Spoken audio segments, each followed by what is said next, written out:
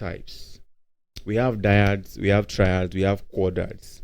So chords are also categorized by how many distinct notes that they contain. Don't get confused. These are lessons you can always come back to. And there's a PDF at the start of the lesson in the beginners class. There's a playlist for my members. I think everyone also have access, not just members. Just that some videos are going to be for just members, just to encourage you to, be able to kind of fund your learning, which is very, very affordable. So, where was I? So I was talking about chord types. We have dyads, we have triads, and we have quadrats. So dyads are 2-note chord, something like this. These are dyads. While triads are 3 notes, which is the most common. Quadrats are 4 notes, which are majorly major sevenths. So you see that some of these theories are actually things that you know to actually grow. It's good you've learned from some few songs how to play all those passing chords. When you're going to let's see.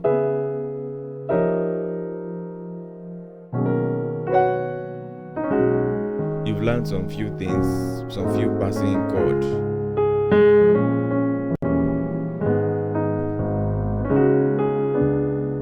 It's good to have those theories, know how to play things like this.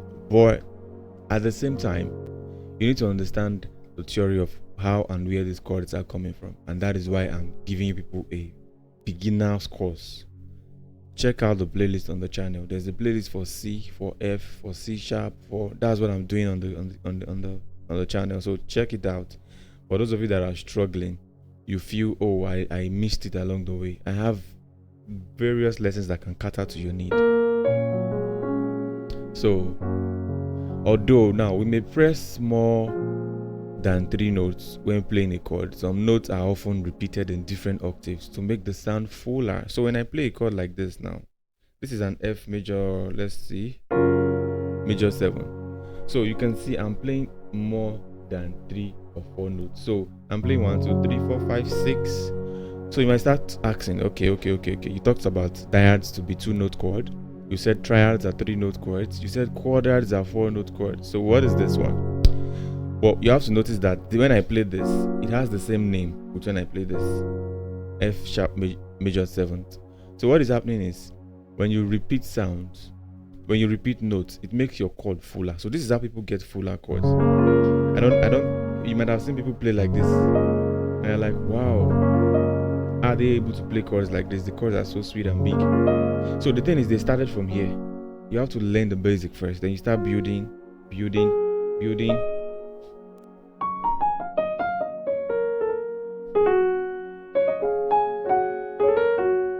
Alright?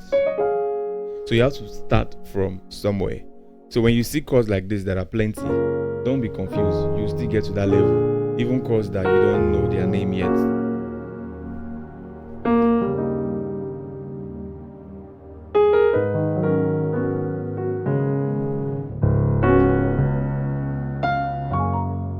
So don't get confused, right? So now, for example, okay, I've given you my example already.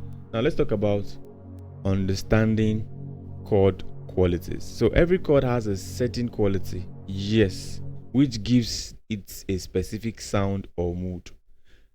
All right. You have to also know that every chord has a chord quality which gives it its what?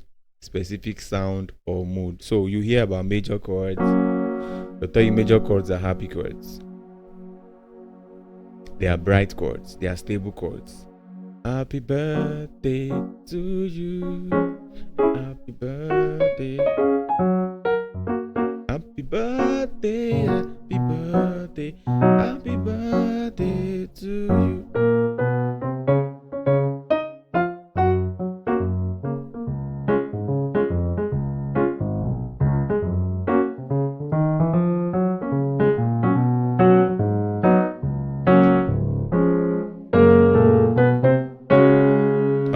Those are bright chords. So we have minor chords. Minor chords are dark, they are sad and emotional.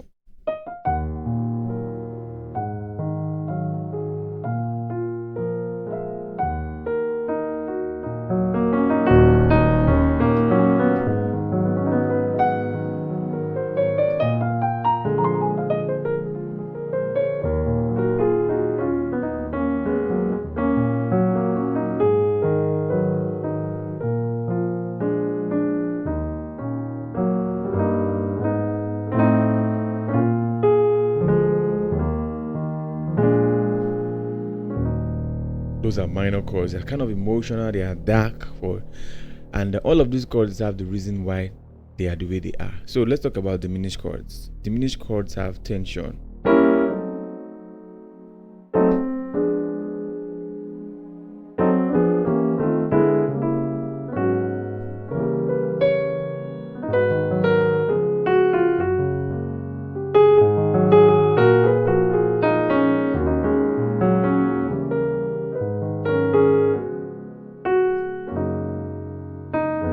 Diminished chord.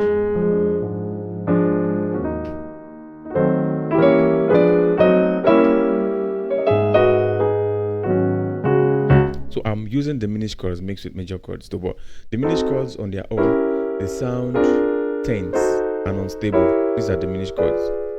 So this is your F sharp diminished chord. It sounds unstable, like does not have any direction. You can't even sing on it. But remember the major chord, I could start a song like birthday, happy birthday. Minor chord, I could start Bella ciao, bella ciao, bella ciao, ciao, ciao. But the diminished chord, what do you want to sing on it? It's a kind of unstable sound. Now we have your augmented chord quality. So your augmented chord sounds mysterious and unsettled. So this is your F sharp augmented. It sounds mysterious and unsettled. Maybe I'm watching. They use them for movies a lot. We are watching a movie and they're trying to play a scene.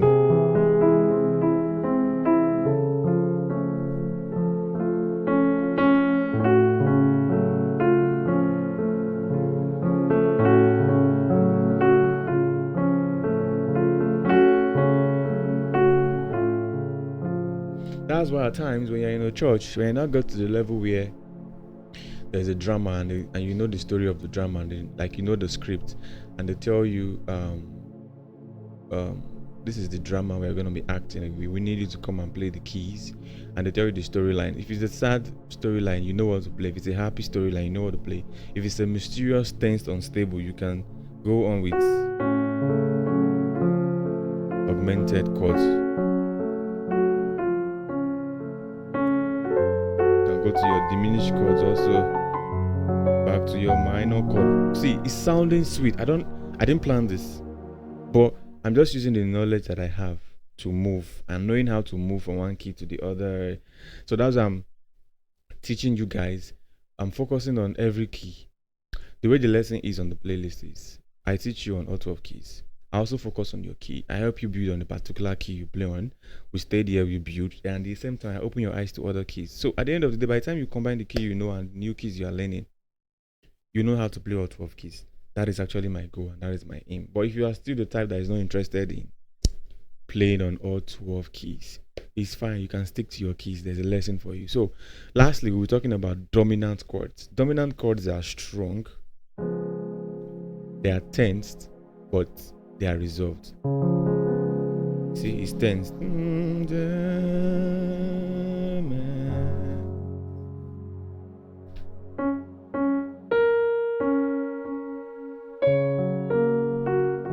That's a dominant chord.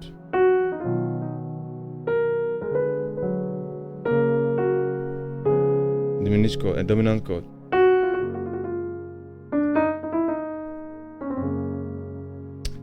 See the way it sounded. So these, as you can see, I'm playing the same song different way. So these chord qualities, when I understand them, when I get to the level where I start doing passing chords, I am not confused on I'm not confused on the passing chord to use to get to my destination, because I already know the quality of the sounds. Alright, so now chord quality is determined by the interval between the notes in the chord. Alright, so your next question might now be, okay, a lot of chord quality. So how do I know? How do I determine the chord quality? How do I hear a chord and know? Or how do I see it and know? So let's start with a major chord. So a major chord has an interval. So for major chord, you always see, we're still going to go into this fully, but for major chords, you will always see like this. This is an F sharp major chord. It has an interval of root, major third, and minor second. Altogether gives you this. So a major chord naturally has a root, major third, and let's say a perfect fifth also, because that can be a perfect fifth. So it's like your 1, 3, 5 in any scale. So if I were to be in the key of F, do, re, mi, fa, sol, la, ti, do. So my 1, 3, 5 is my major chord. I could even go to B. Count the scale, do, re, mi, fa, sol, la, ti, do. So 1, 3, 5, that's my major. So that's how you can even find your major chord on all 12 keys, which is still something I teach you in the academy.